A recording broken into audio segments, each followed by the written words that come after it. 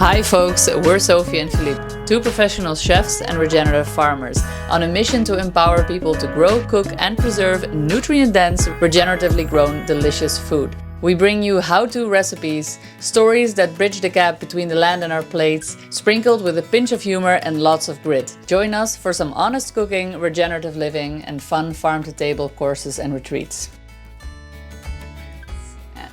Welcome back to the channel, or for those of you who are new to this channel, welcome to the Farming Chefs channel. In today's video we're doing a farm update. It's about time, I think the last one was 2 months ago. First, let's go to the greenhouse. I'm going to plant some curcuma that I sprouted some roots on here, and then I'm going to walk you through all the new stuff on the farm, give you an update on the garden, and just give you a general sense of how we've been doing, how we've been managing life with a 4-month-old, a farm that burned down that is still in a rebuild, and also functioning as normal, more or less. Let's go. All right, so here you can see the nursery received a little bit of a shade cloth because the sun here in central Portugal this time of year is killing. So we always shade our stuff in summer. If you've been watching us, you know that that's something that we do. And so the nursery is no exception. Let's water some of these trees because they need it. And let me show you what's inside. Welcome to the greenhouse. The nursery, I should say. All right, so this nursery has been a real blessing, and of course since we're already really, getting to the high heat, less and less activity is taking place in this greenhouse. So currently what we've got growing here is still some seedlings, like some spring onions, some peas, some, I think it's beetroot over there. Filipe is going to start doing a second generation of a lot of crops because halfway through summer a lot of the things are starting to get to the end of their life cycle, and you still want to be growing things like zucchinis and lots of other ones that I can't come up with now. We've shaded to keep the temperature down, and we have installed this beautiful nebulator so that basically that just now automatically irrigates the greenhouse, which has been a real lifesaver or a game changer because that means Filipe doesn't have to stand here all the time to hand water, and if you know anything about time management, you know that that feels like a giant waste of time. And furthermore, we've got all our tree systems up. So basically what we did since last year, since the fire, is we've mob seeded a lot of new trees, because if you've been following us, you know that we unfortunately lost a lot of trees on the farm. So this autumn we'll be replanting tons of stuff, and we're excited about that. So we have a lot of nuts and fruits going. We've got our chestnuts, the walnuts, we've got apples, we've got peach, we've got plum, we've got figs, we've got loquats, we have got a lot of grape cuttings going, and so yeah, plenty of beautiful stuff to see here. We also have been gifted some trees from good friends of ours, so thank you, Dana. And yeah, I'm here now going to quickly transplant, of course, my little turmeric. So here, this is just one of those things that sometimes you're cooking and then you don't get to use what you purchase. So this is some organic turmeric from the organic shop that started growing, and then I always think, let's give this plant the gift of life because it wants to survive. So I've got about 5 or 6 pieces here. I'm just going to quickly pop these in.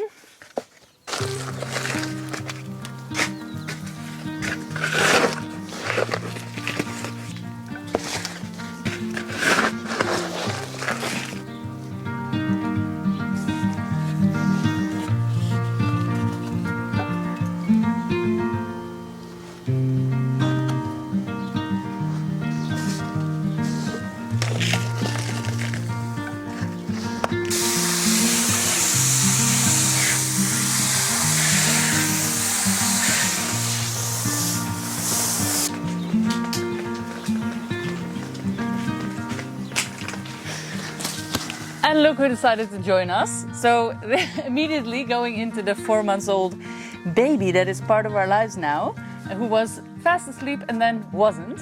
So most of our day consists out of hauling this little piglet. Yeah, you're a little piglet, a little chubby piggy, but a beautiful piggy.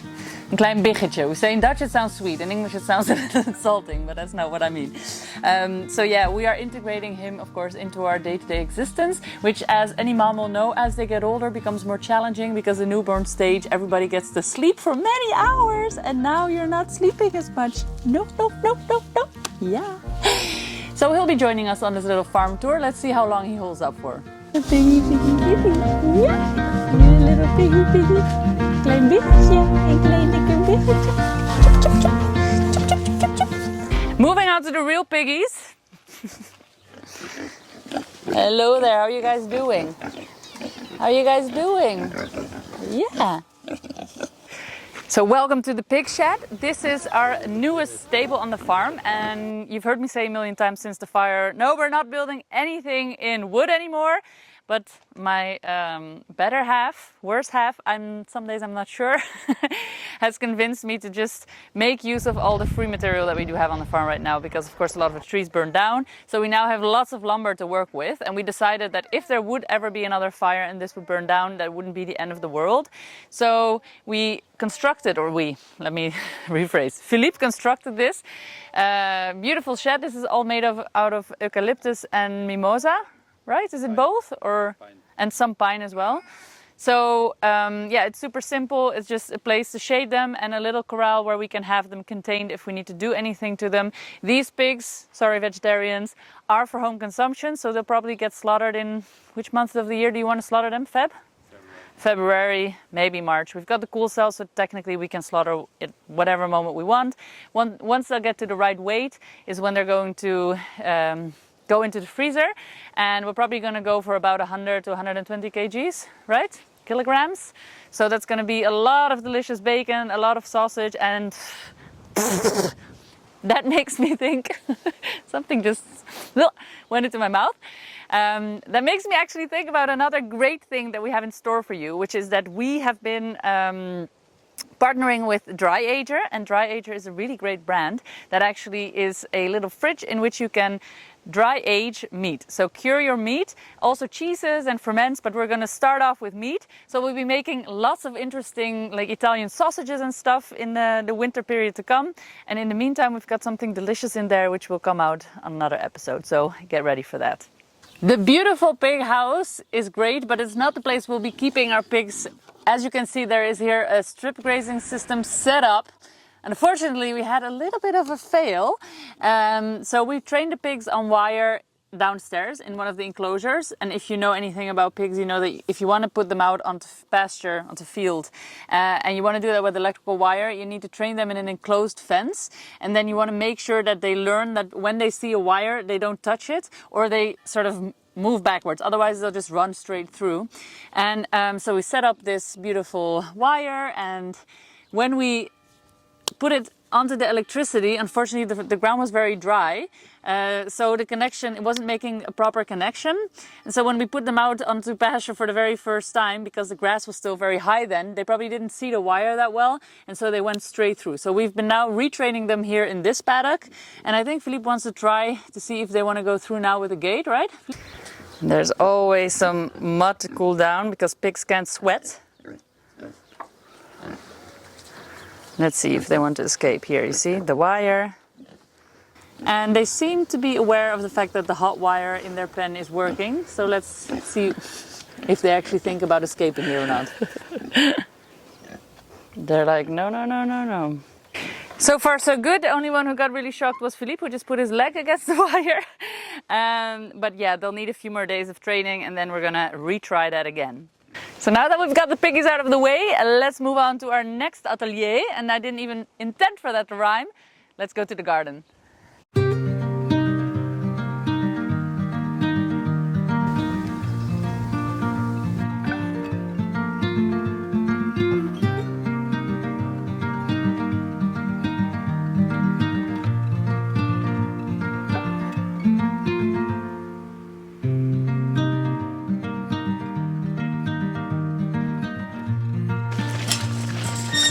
So, we're here at the garden. It looks great. We just did some shades this year to the whole garden. Normally we only do the greenhouse, but this year we decided to do to the whole garden, and the plants are loving it. Who's also loving it are the weeds, because you're also loving it? Yeah, the weeds are loving it too, because it just creates the great conditions for all plants to grow. Full of water, a lot of shade, nice breeze. So everything looks very lush. But because I've been busy with so many projects outside of this garden, the weeds are killing me. And maybe for the most of people, doesn't really matter, but for me and my standards, this is killing me. So the next week I'll be weeding a lot, and besides the harvesting and tending for all these beautiful plants. Yeah, well, I want to just put my 2 cents in here. I think it looks absolutely great. And you've mentioned the shade, but we've also actually added on top sprinklers. So we're now irrigating part of the gardens where we direct seed also from above. And that is also, of course, very much helping with all the weed pressure, because it means that everything that is on top is sprouting. But yes, I understand Philippe's frustration. I have to say though that I love it. I love coming here. I'm obviously doing most of the harvesting and the fun part, but I actually think it's really quite great to see all of this variety growing. And yes, the weed pressure is much higher, but everything is still looking really great. Like, what are the ones you're very proud of this season? Because we started late due to the birth. Yeah, but the tomatoes are doing great. We have a big load of tomatoes coming up. The cucumbers are very clean, no disease pressure, nothing.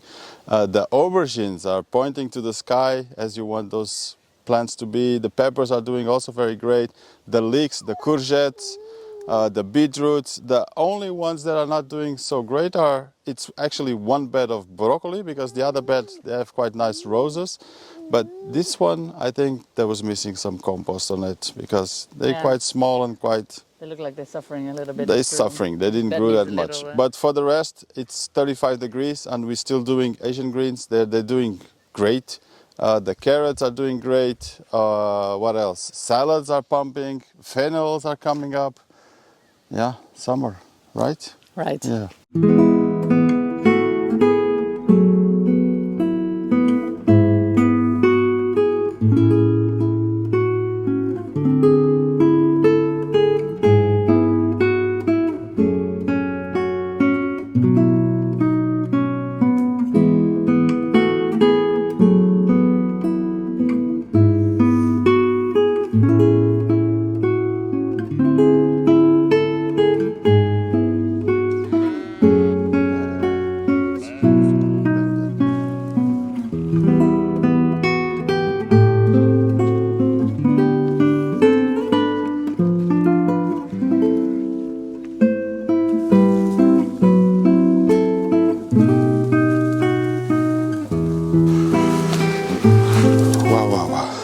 I'm very happy because we have layers again.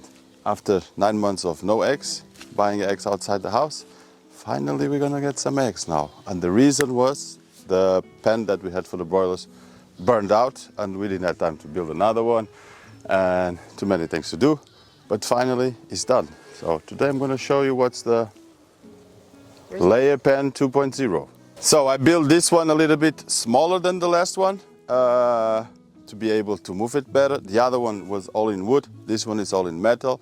It may sound heavier, but actually the truth is it is not. It's much more mobile, so it's tighter. It's a little bit higher. It's a square. It's 1.5 meters by 1.5 meters, and it has also better wheels, so it rolls quite easily and it's very, very steady. Gonna let those babies coming out because it's starting to get hot. It's the first day of coming out, so they're not gonna be very excited. We have an automatic gate that opens with the sunlight and shuts down when the sunlight goes away, so we don't need to come here opening or closing gates.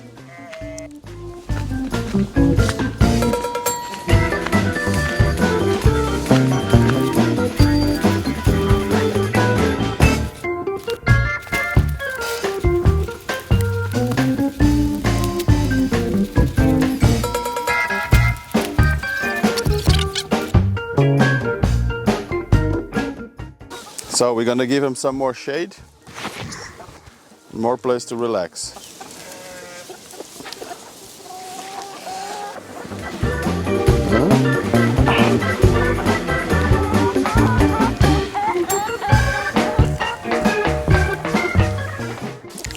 I made this so that I can do this with the baby in my hands. There.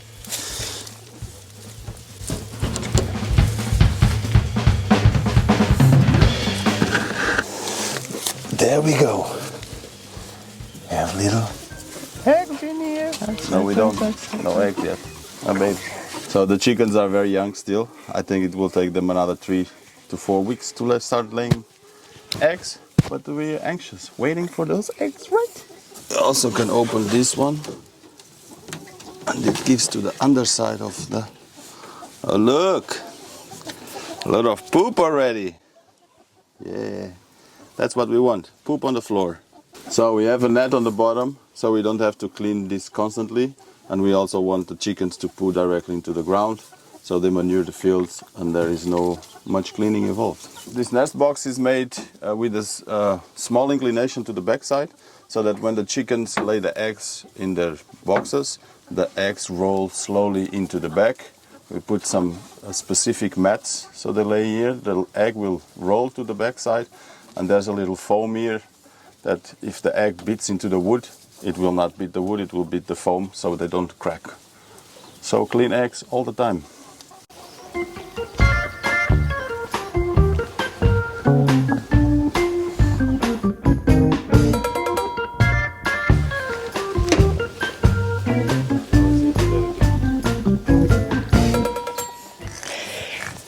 Looks like there's a storm on the way, so we're gonna have to wrap this video up. That was it for the updates today. If you live in our local area and you want to buy some delicious veggies, then definitely send us an email or add yourself to our WhatsApp group. You can find all those details on our website.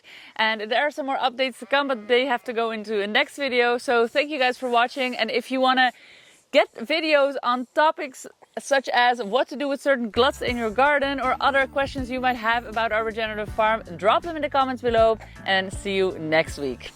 See you on the next one. The Farming Chefs, peace out.